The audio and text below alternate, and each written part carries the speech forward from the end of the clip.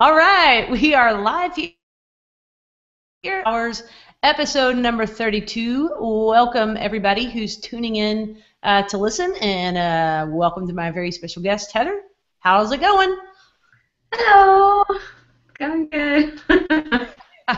Well, we're gonna dive into some questions here in an interview with Heather and take your questions. But before that, I would like to thank our sponsors for this episode. We have Desktop Server, who makes an awesome product for local WordPress that out over at serverpress.com.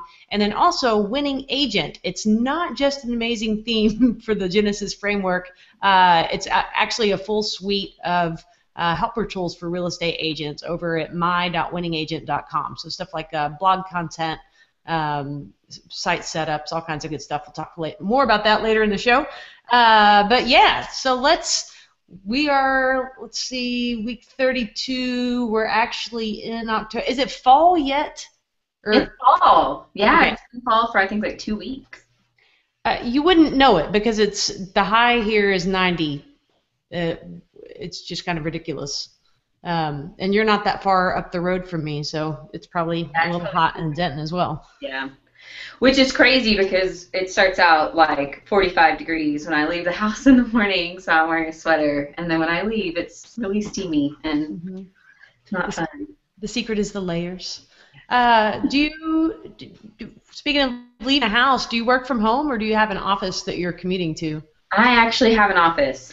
So I am technically not in Denton, but that's the city that our office is in. So I come up here Monday through Friday, do the whole office thing. I started out working out of my house, and that was really difficult with kids and trying to maintain some sort of schedule. And especially once I started hiring people, it was like, okay, we really need to have like a home base. And we slowly started to work together more in the office to the point where now we're here 9 to 3 every day, and then the rest of the time is kind of flex time. Okay, I've got a lot of questions to ask you about working in an office environment, but let's back up the bus a little bit. For folks that don't know you, you run a company called Blue Steel Solutions, and you work with Genesis, but you really bill yourself more as a marketing firm. Is that accurate? Yes, so we do full service marketing for small businesses. So we're doing a lot of branding, marketing plans, helping with social media, but a big chunk of the work that we do is websites. So about a year and a half ago, we were doing probably 80% website work, and since then we've really been trying to transition out of just being a website shop and offering more of a full service marketing solution. All right. And I forgot to mention, if you're watching and you want to shoot a question over for Heather or myself, you can on Twitter do that, hashtag Gooh Chat. And then today I'm trying something new. Instead of tweeting the link out to the podcast page on my site, I sent the link to the actual Google Hangout page so that you can try out the Q&A app and submit questions that way. It's just a little experiment, but you're welcome to get those in. Okay, so you've got a marketing agency. You're doing a lot of website builds, and then do most of your kind of walk me through who your ideal client is or what type of client you serve. That changes from time to time. Like any company, we're always trying to find that perfect fit. For us right now, most of our clients have an end client who is a high-end homeowner. So we're working with interior designers, builders, financial advisors, even some boutique medical type shops, just really trying to hone in on who that end audience is, so that we can work with a lot of people more locally, but not necessarily have clients that are competitors, but they all have the same end client, so we can market to them in similar ways. And then we also do a lot of work in the B2B sector in heavy industrial manufacturing, which is like two completely different markets, but we help manufacturers set up marketing programs and support their distributors. So. Okay, you bring up a really interesting Oh, go ahead. Oh, I was just saying, it's sometimes people are like, that's two different ends of the spectrum. So. Well, you can wear your hard hat and high heels to meetings and suit everyone. Something you said that I think is really interesting is a focus on identifying who your customers are, because that's ultimately who you're building products for and who you're marketing to. Was that intentional, or did it just sort of evolve that way that your customers share a similar type of customer? It did kind of evolve on its own a little bit. We weren't doing much B2B work until about 2 years ago. I'm sorry, B2C, helping businesses that sell to consumers. Most of our work was on the B2B side. So when I started getting more and more interest from these people, I quickly realized that a lot of them are very afraid of their competition, and a lot of them are very afraid of somebody in their client base. There's a lot of fear around it. Where on the B2B side, it's kind of, we've grown up a little bit more than that. We understand that there's plenty of work to go around. So one of the things that I wanted to do is find a way that we could still have some systems in place, still have just a client base where we're not running around trying to figure out, well, what do we need to do for them? What do we need to do for them? What do we need to do for them? We can still have some similar processes and approaches, but we don't have to worry about, well, if we have a lot of local clients, are they competing against each other? I'd much rather be in a situation where we can actually bring our clients together and have them networking and doing business with the same end people, if that makes sense.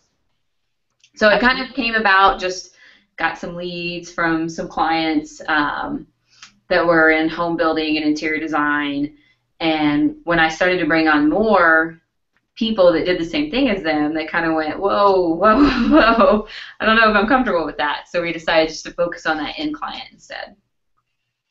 I like that. That's good for food for thought.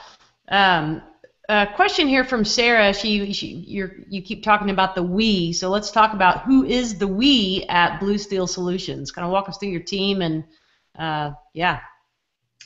So there's not really that many of us. We have Frank Gomez is my full-time right-hand person. I mean, he really handles a lot of things in the business. So he's taken over most of the front-end development on all of our website projects. He handles a lot of the social media management for our clients, and then he's also just kind of a general project manager, just helps make sure that things are moving forward, that we're getting stuff done on time, that when we bring on a new project, we actually have room in our schedule for it. And then we have some interns that work with us as well. So right now our regular intern is Amanda. She helps out with design and kind of any loose ends that we need taken care of. And then we've got a couple of other interns that come in and out as their schedules allow. They were here full-time over the summer, but now that school's back in, they're pretty busy with that. So just a few of us. And then we have some regular contractors that we work with as well. So I do have a local person that does design regularly. She's not a direct employee, but she gives us a good amount of time every week.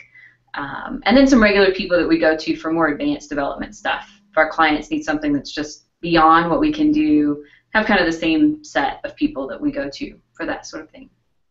And is that all completely behind the scenes? I mean, does the customer know that you're working with other contractors, or is that a pretty seamless experience for them? It depends on what it is. So from a design standpoint, no. I'm reviewing every design that goes to a client. I'm very hands-on in it, so there's really no need for them to know that that's an outside person. From a web development standpoint, if it's one feature of their site that we just don't have the time for, don't have the skill set for, I'm not going to worry about introducing that client to that contractor. If it's a whole project that's something that we really just aren't fit to handle, most of the time I'm going to just pass the work on. Just say, hey, I'll make an introduction, you guys work directly with them. If for some reason the client still wants the business to go through us, then yeah, they'll have a direct relationship with that client, with that contractor as well. They'll know who's involved. We try to be really transparent about that. I don't want people thinking that I can do something that I really can't, or that someone on my team has a skill set that they don't have. So it's definitely better to be more transparent and clear about that. And clients get it. I mean, they work with other people outside of their businesses also. So as long as we're just above board about everything, nobody ever has a problem with it. All right. Well, let's back up the bus even to sort of the inception of Blue Steel Solution or did I say? I don't know what just came out of my mouth. Did it right? But I was thinking. Anyways, I won't even say what I was thinking. But so your start, like, what was your background, and how did you go from day one of Heather sitting behind the keyboard to now having a small team? Gosh. I mean, I think I always knew that I wanted to have my own business. Even when I started college, I was pre-vet, and I knew that eventually I wanted to have my own practice and do my own thing. I've always kind of had a very entrepreneurial mindset. So that was never really a question. It was just kind of, what type of business am I going to run?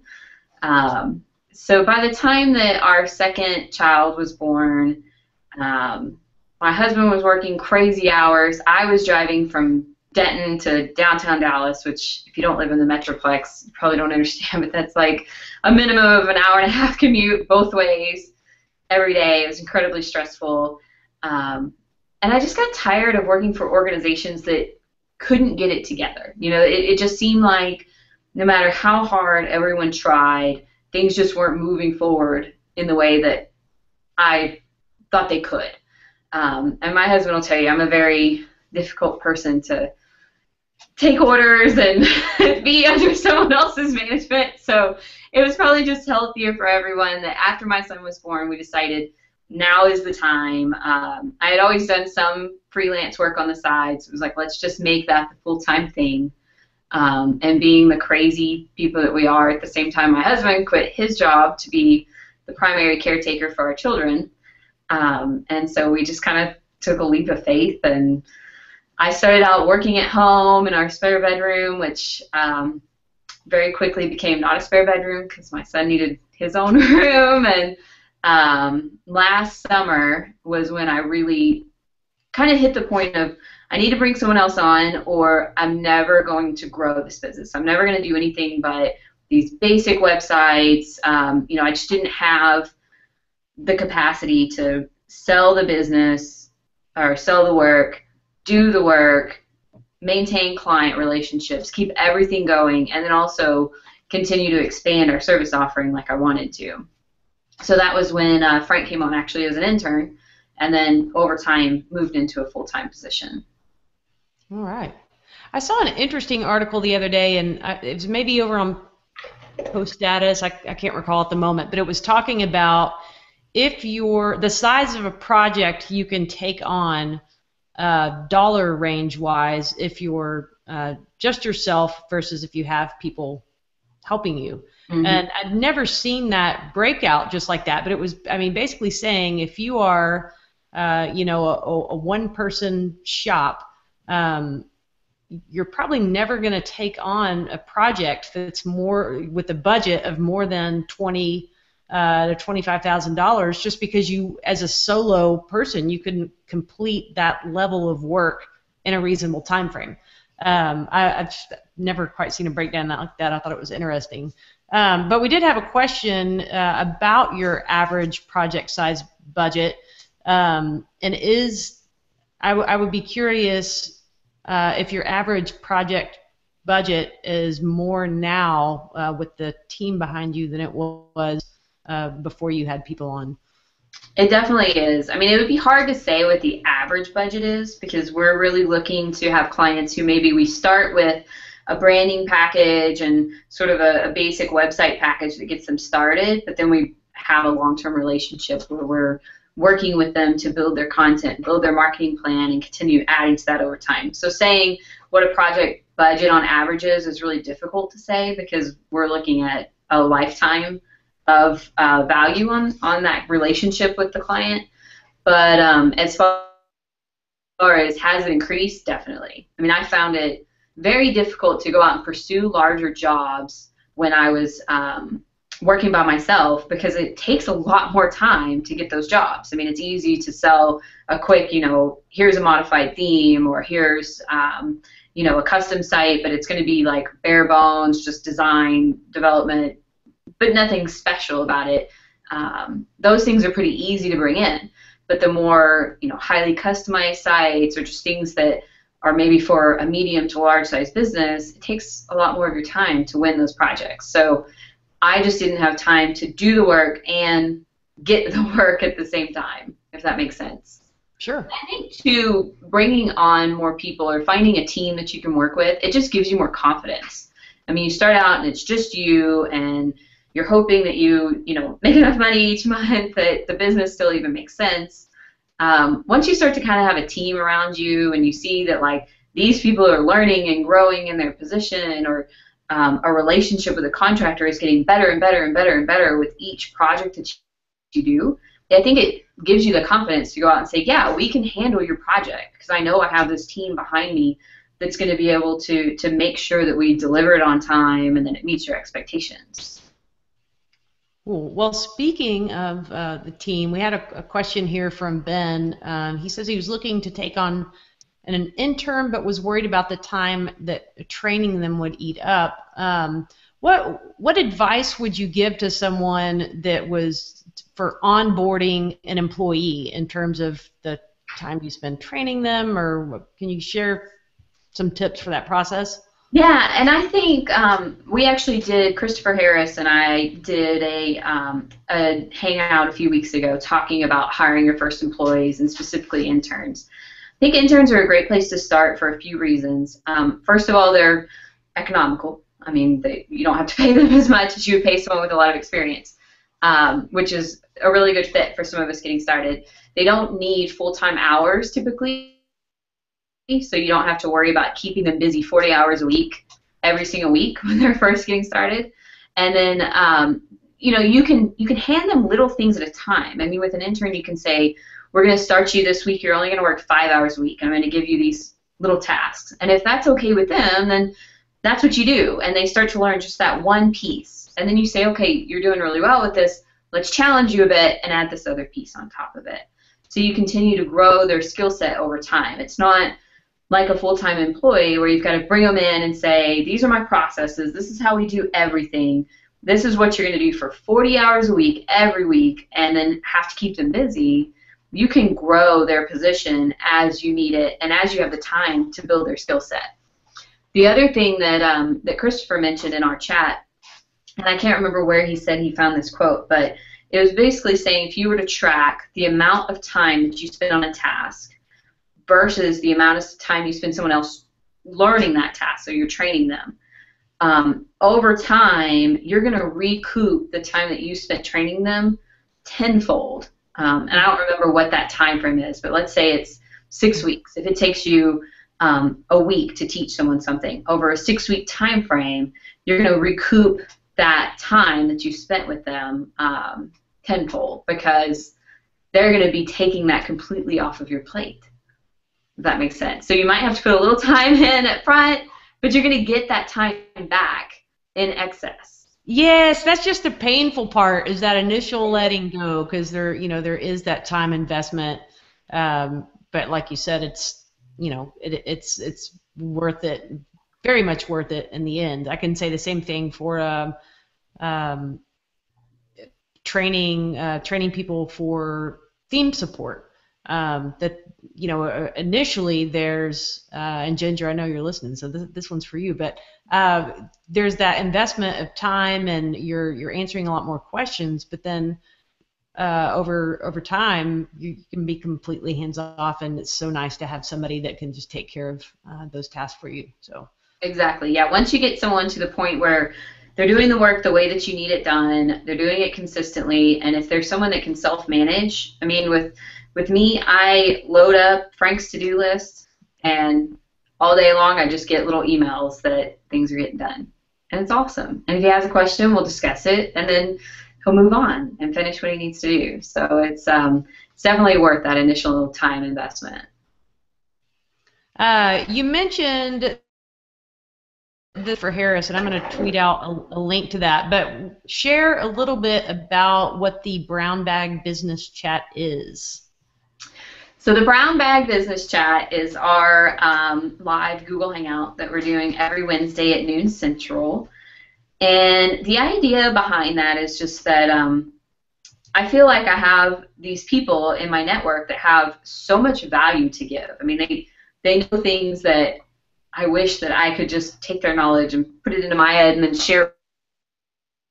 And so we decided, why not just do what Carrie Dills does and have people come on to a hangout and just talk about things that, you know, they're either have done a really great job at or they're an expert in, and then that's something that we can share with our clients and prospects and the rest of our network. So it's really focused around business development and marketing topics. So we're still in our infancy. We've just had a handful of episodes, but we have talked about marketing planning, talked about making your first hire. We've talked about setting boundaries in your business, which that one was invaluable to me.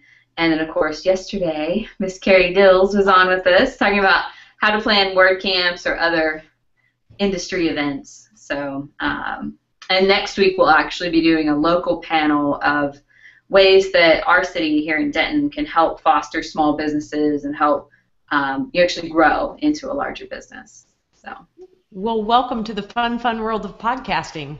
Yes, I feel like everything I ever knew about technology just completely left my brain every time I try to start a Google Hangout. Awesome. We had a question here from Devinder. Is all of your development 100% Genesis focused, or do you do any non-Genesis development? We used to, and I took on some projects that, in retrospect, I really shouldn't have.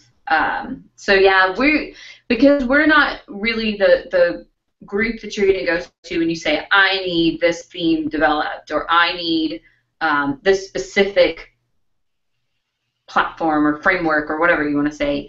We're really working with people who have a business and they know that they need something better going on with their online presence. So we can focus in and just say everything we do is going to be Genesis because we understand it, our processes work around it.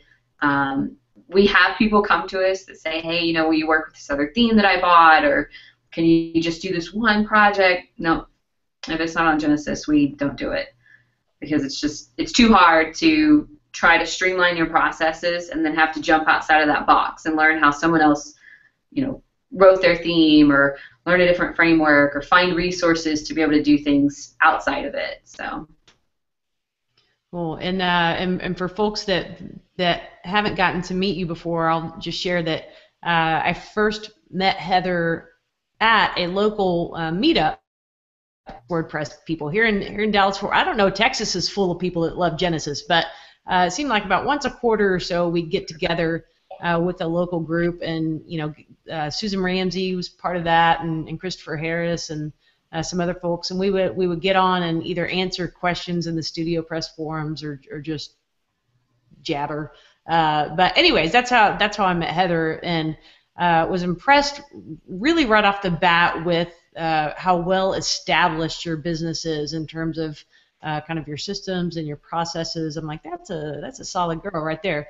But I remember you talking early on, or when I first met you, about your CRMs or customer relationship management, that aspect of your business. And can you share kind of some of the tools that you use or around, you know, to help you manage your projects? Yes. So as far as how we manage them internally, or things that we set our clients up on? Internally. Okay. So I'm kind of notorious for trying a lot of different things out and using us as sort of the little test monkeys. But right now we are using Capsule CRM.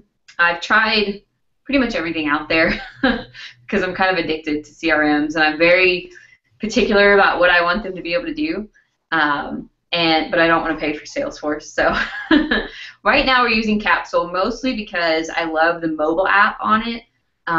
We're only using it for contact management and for pipeline tracking. We're not doing any project management inside of it at all. So that's a really great fit for us right now. We just moved off of Insightly, which was a good CRM too, but the mobile app is horribly slow.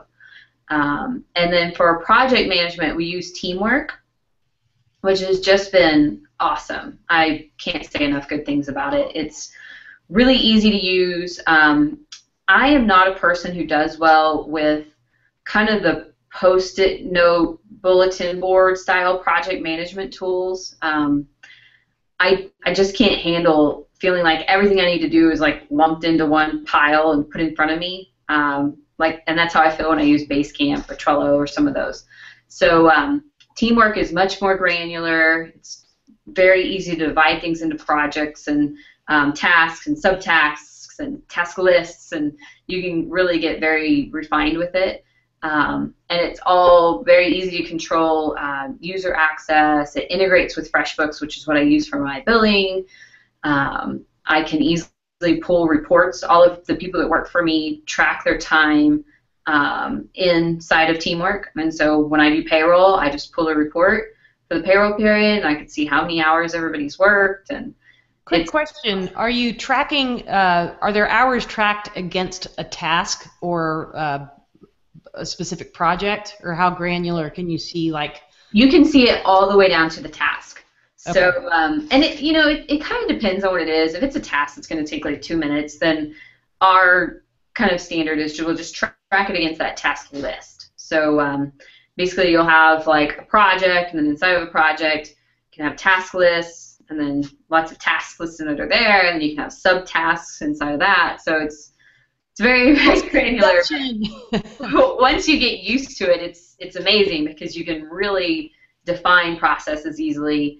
And then we also have milestones that we can set, so we know when we need to be hitting big chunks of the project. But the coolest thing that it does is when we set up a project and set all the timelines, it'll actually show you the whole project on a Gantt chart, which I'm a big data nerd, so the Gantt chart thing is amazing to me. I can see all my projects and when they're beginning and ending, and then if I need to change a project, I can just grab it on my Gantt chart and slide it over, and it'll adjust all of the due dates for me, which is awesome. Oh my gosh, like your organizational setup. I mean, like this is me. That used to be me, and I was really can't do it.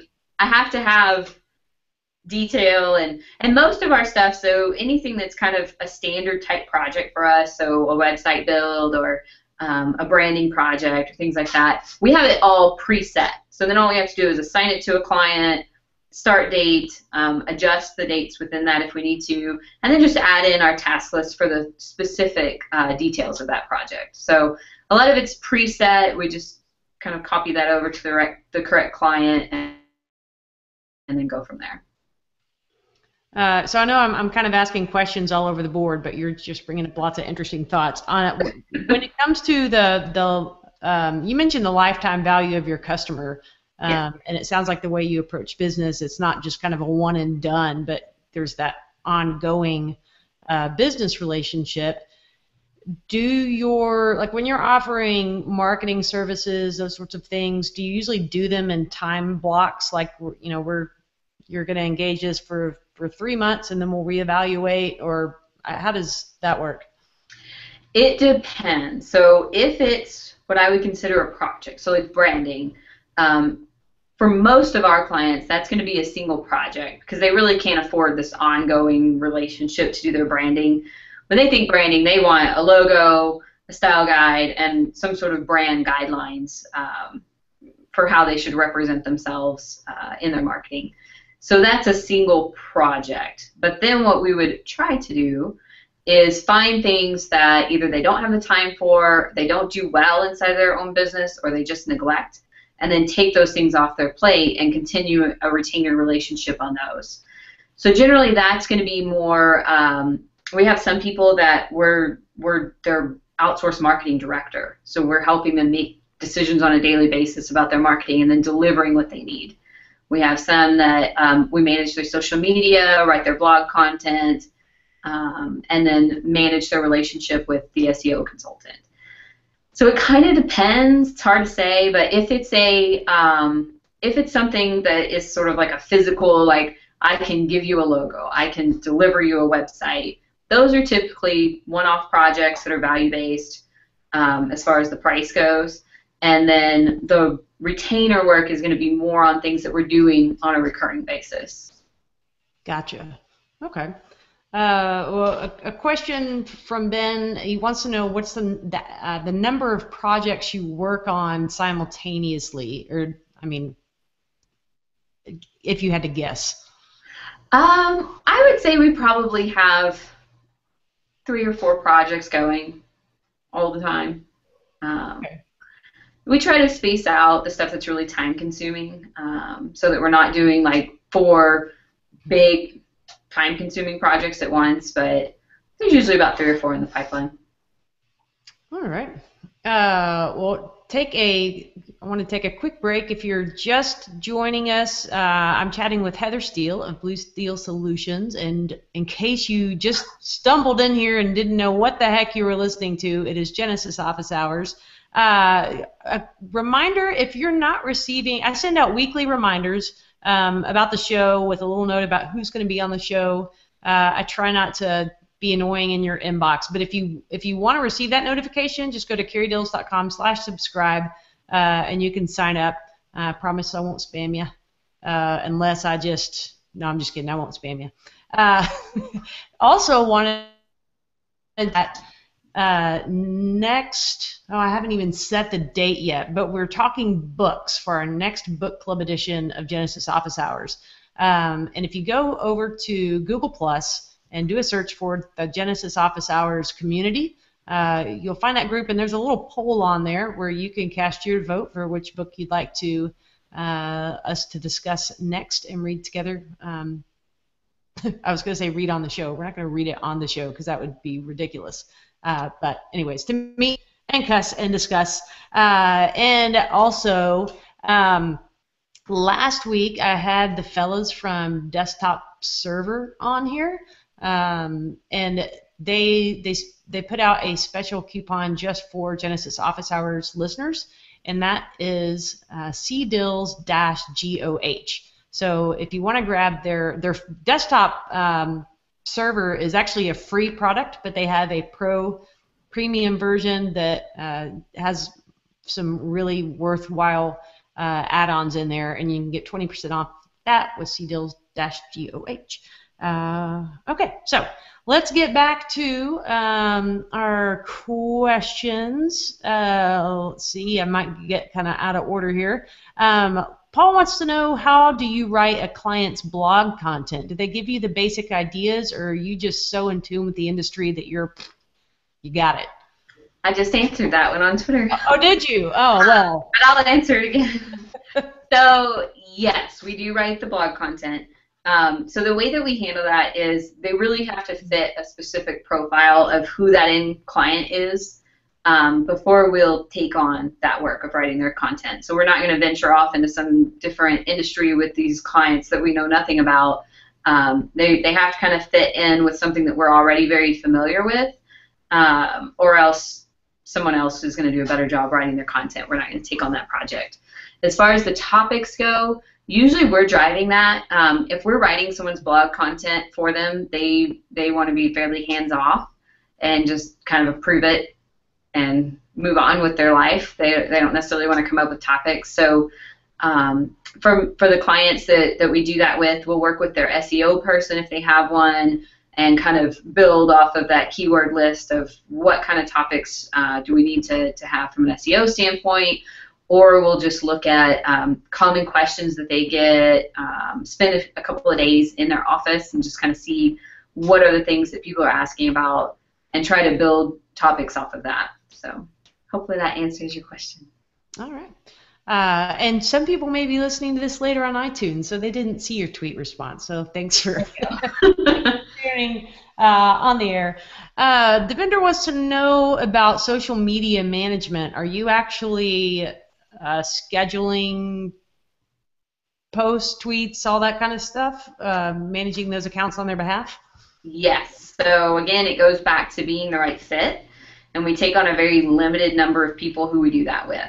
So we do, but it's something right now we're completely full. As long as the clients that we have want us to keep doing that, we won't take on any more social media clients. But yes, we certainly help with that as well. Ben has, earlier we were talking about various tools to communicate, Trello and whatnot, and Ben mentioned Slack, and apparently there's a Genesis WordPress group on there. I did not know that. I am on Slack, so somebody find me and add me so I can have yet another distraction in my day. Slack's fun though. Do you use it, Heather? I don't even know what it is, honestly. It's basically it's another form of messaging, but it's group specific. So you can set up a group with however many people, and you can address. It's just kind of a running stream history. You can share files. You can have a one-off conversation, or address the group, and it's a nice way for a team to stay engaged. The couple of Slack groups I hang out in. One is my mastermind group, so there's the 6 of us are just hanging out throughout the week, and I'm not tuned into it constantly, but if I have a question or want to see what one of my mastermind guys is up to, I can pop over there and take a little break. Okay. Yeah, no, we haven't used that. I think right now we're still small enough that just regular Google Chat or just turn around and say, "Hey." My office. I actually just moved them into their own office, so they have a little space here. But no, haven't tried Slack. That sounds like something that would distract me really badly. Oh, it is distracting. I don't need anything else like that in my life. But it's helpful too. There's another group I hang out in that's a developer group, and I don't even know who put my name on that list, but I'm glad they did. And so if there's a real targeted question that's not something I want to tweet but need help on, I can post it in that group and get feedback pretty quickly.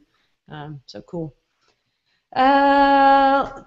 Talking about being social and getting help in public places, we use that to segue into a little tiny Facebook group, Advanced WordPress. And you are one of the moderators of that, and you guys just celebrated a huge milestone. You want to share a little? Yeah, so we just hit 10,000 members, and I say we so loosely. I mean, I am not the most advanced WordPresser out there, so I'm really more the one that just deletes spam and tells people that their posts are off topic. But yeah, the group is awesome for people who are looking for help with just more advanced things than you're going to find in most of the WordPress groups. So we are not the place to talk about what plugin you need for something or what theme is best. Don't ask those questions because I'm going to delete it. But it is an awesome group of people who are much smarter than me. I learn something in there every day. So we just had an awesome raffle yesterday that Carrie got to be a part of, and yeah, it's a cool place to hang out and ask questions, share resources, but definitely sometimes goes way over my head. Nice. Well, if you're listening to this and Facebook is more your bag than Twitter or Google Plus, say, then hop on over and check out the Advanced WordPress group there. Is that invite only, or you just have to request permission to join? Yeah, it's a private group. You just have to request permission, and then we'll check you out, make sure you don't look like a spammer. Checking you out. Great folks over there, though. It's a good group. Cool. Well, getting back to some business here, we have a question from Tony, and you touched on this a little bit, but when you decide that somebody is not a good match for you, so you're declining a lead that's coming in, what sort of, can you talk about your vetting process, or what I don't even want to say red flags, because it's not that somebody would be a bad client, but you just know that they're not a good fit for you. Can you kind of talk about that criteria? Yeah, so we do have, whenever someone reaches out and wants to set up a meeting, we have a basic form that just asks about their project or their needs, simple check boxes, do you need a specific thing? Are you completely lost? Where are you as far as your needs go? What's your introductory budget? Just a little background information on what they do and who they are. And there's definitely a lot of times just from that information that will let them know it's not a great fit. There are sometimes red flags. I mean, honestly, if we get on a call with someone and just can tell that they're going to be not a great client to work with, if the first call goes 3 hours and it's not because we're really excited about the project, it's because they won't shut up, that's definitely something that we're going to let them know it's not a good fit. The most important thing for me with leads that come in that aren't going to work out for us because they're not a good fit is I want to have someone to send them to. So I do try to get to know people who would traditionally be considered competitors, especially here locally, that I can say, you know what, that's not a great fit for us, but let me send you to these guys because they'll take really good care of you. But yeah, as Chris Lima would say, I say no a lot. That's perfect. And I'm reading, it's taken me a million years to read, but I'm reading a Book Yourself Solid by Michael Port. And in the first chapter, he talks about the red velvet rope policy. So, imagine that you're at a fancy VIP event and, only certain people get behind that red velvet rope. Mm-hmm. And so he talks about defining what your red velvet rope criteria is, and then, who are the clients that you invite past that. So it's an interesting dynamic shift from I don't know that I even want to call it a power shift, but from, clients saying, I've got the money, I hold the power to hire you or fire you, to shifting that dynamic to, I'm glad you've got the money, but I have the power to say no or say yes to the people that I want to work with. So it's been a really interesting process personally, to think about who are those projects or who are those people in those projects that have been the most enjoyable for me? What are the traits that they share in common that made those good projects to work on? And really kind of digging deep and defining that process has led me to a lot of no's here recently, but the yeses are such better yeses, if that makes sense. So I think everybody should work on their saying no's.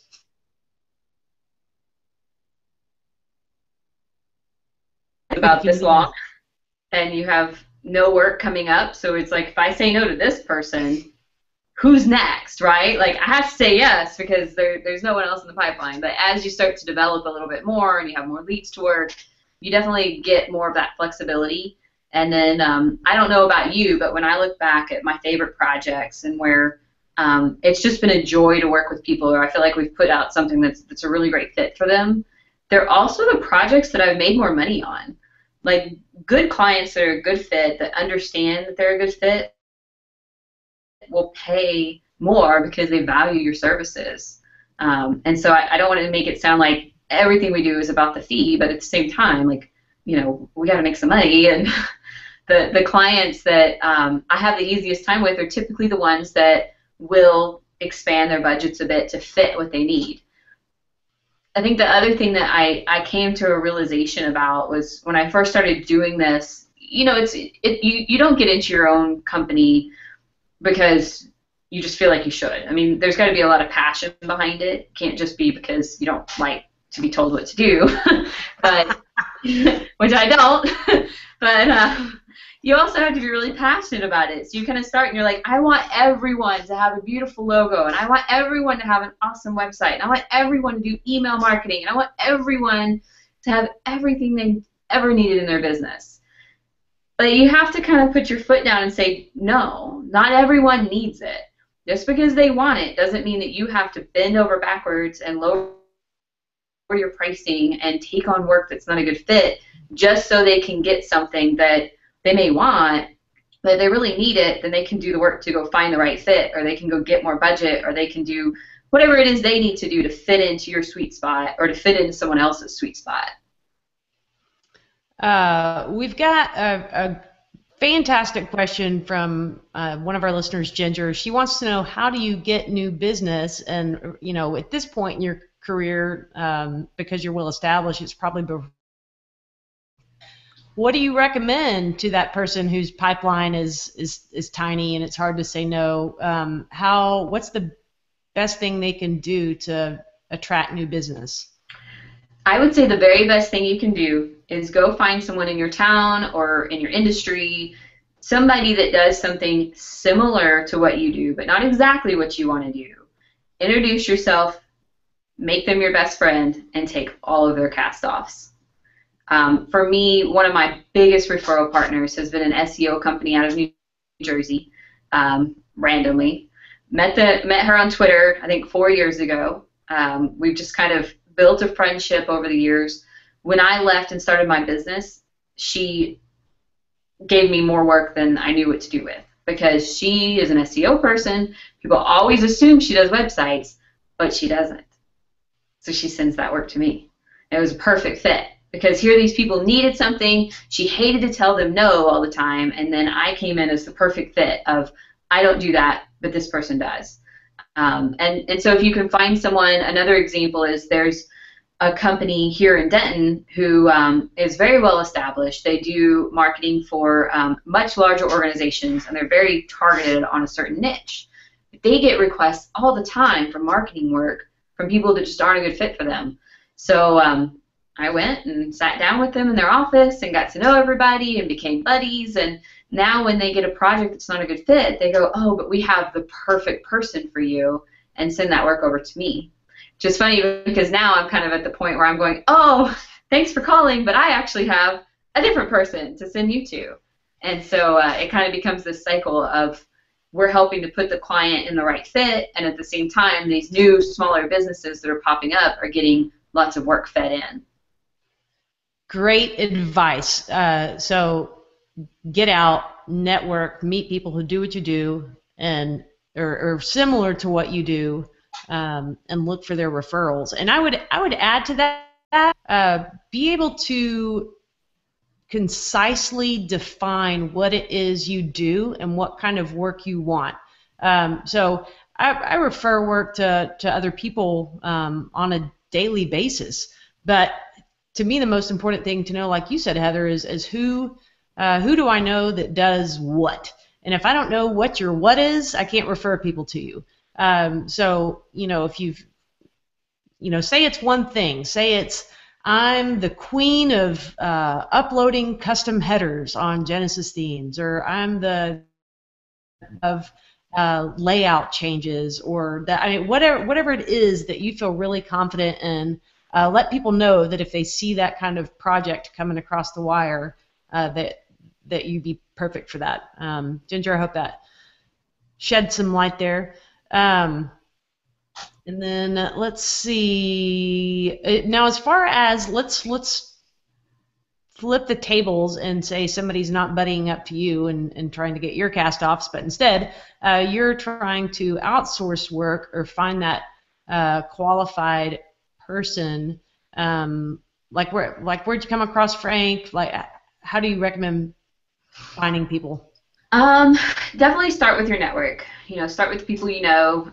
Frank actually came randomly. I posted on my Facebook page that I was looking to hire an intern, and then another business owner in the community said, hey, I know this person, and we were just a great match. Other people that I've brought on, like interns, for example, I do have a close relationship with the university here in Denton.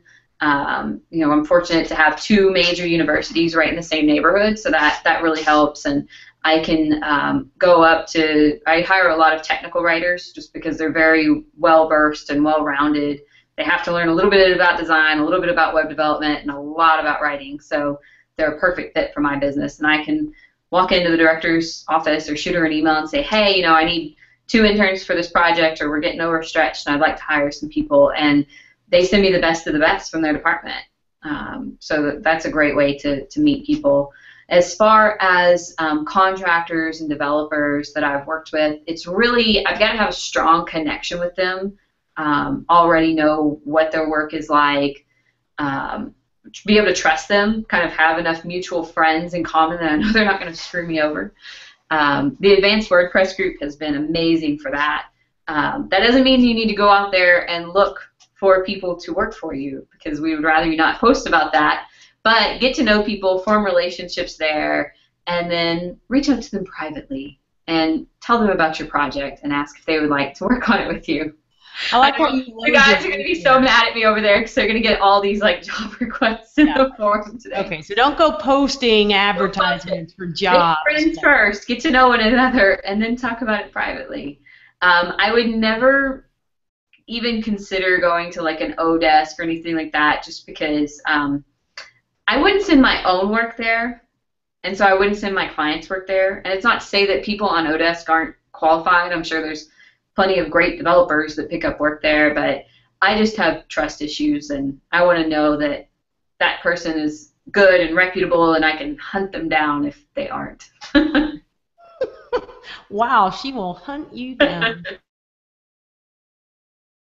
Mike, he wants to know, how do you handle long-term support once you hand over a site to a client? Do you use any tools like Managed WordPress or Infinite WordPress, or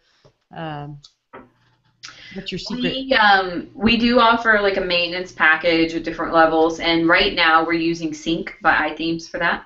So tried several. Sync is working pretty well so far. So. Well, all right. SYNK.com or SYNC. It's, I don't know. Go to the iThemes website and. K. What kind of speller am I? Oh my gosh. Let's try. Wow. That cup of coffee I had did not do the trick, apparently. At least you get the Y right. That's the really difficult part of that word. Sync, like S-I-N-K. Okay. Michael wants to know, how much time do you take to educate potential clients, and do you think it's important? So I'm guessing, like you mentioned, you know, that some of the projects you do are value priced. So what's your process of kind of educating a client to your values and your process when you're doing that initial kind of relationship building? That's definitely something that's always changing. You know, I learn something from every project we start. There's not a single project that we start and I go, wow, that was perfect. I won't do anything different on the next project, right? There's always something that we're learning and kind of rolling in.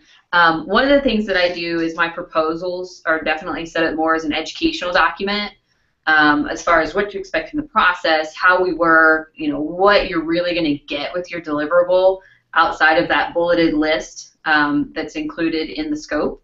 So that's one thing. The other thing is just kind of setting the standard on the first call of, this is what we do, this is who we do it for. Like you said, being able to very succinctly say, this is what we do and this is what we don't do. A lot of people get confused, especially on the website side, that, oh, okay, you're going to build this site and I'm going to be #1 on Google. It's going to have all this awesome content, and you know, they think it's just going to be this thing that it's just not. And so we have to set that expectation early on of, this is what you're going to get.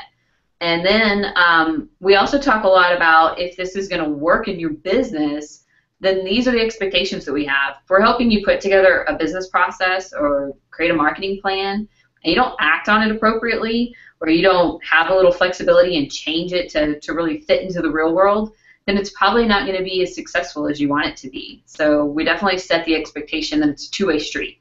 We're going to do our thing, and this is what we're going to fulfill for you, but then this is what we expect you to do, because it's your business. We can only do so much of this for you. You're going to have to take these things in and really act on them in the way that we've agreed.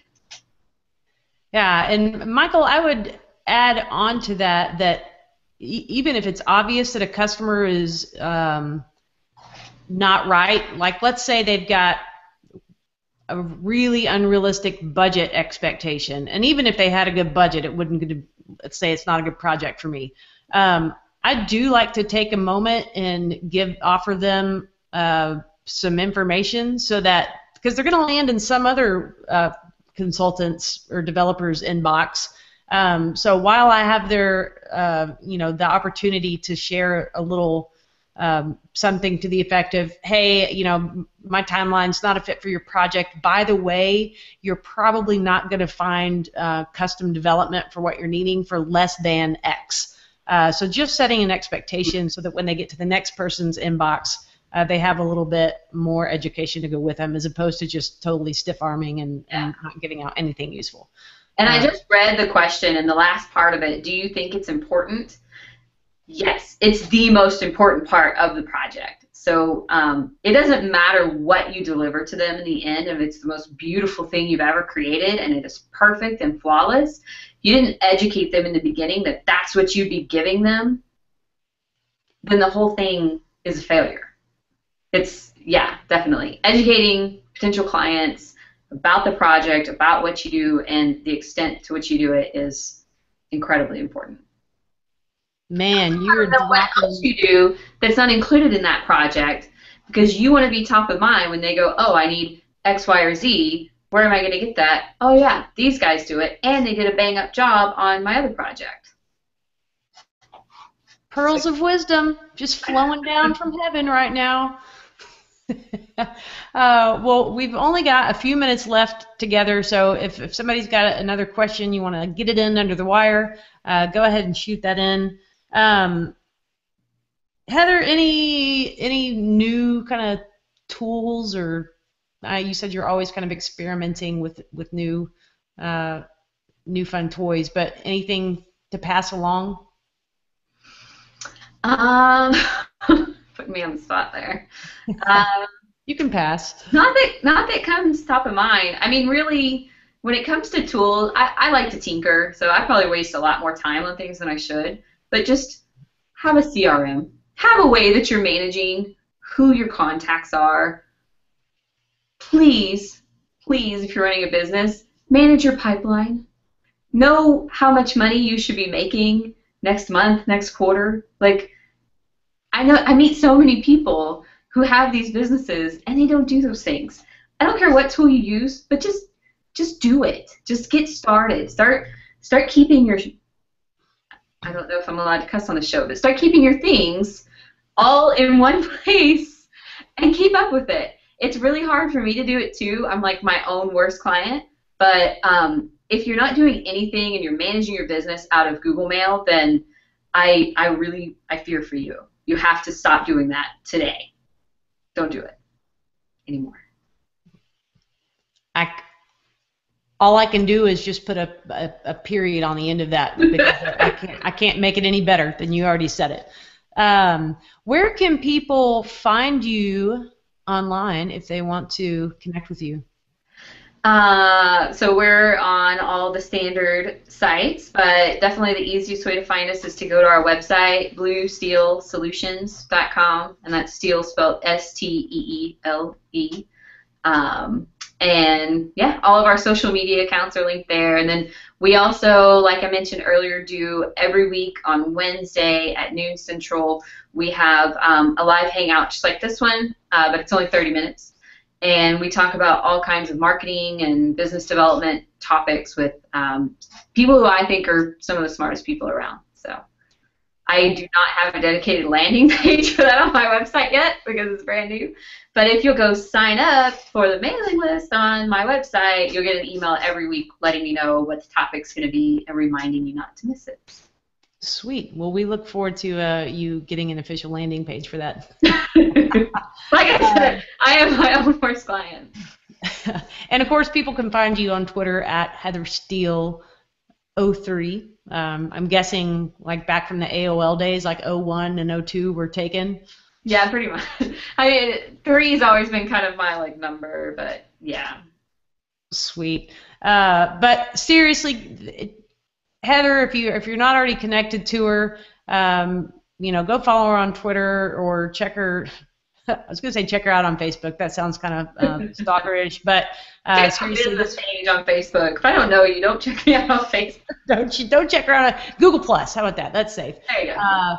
But just a really solid businesswoman, someone to look to and emulate and see what she's got going on. So I would encourage you to get to know her a little bit better. Heather, I appreciate your time tremendously today, and glad you could join us. And with that, I guess we're going to close out a successful episode of Genesis Office Hours. So Heather, thank you very much, and everybody listening, we'll see you next week.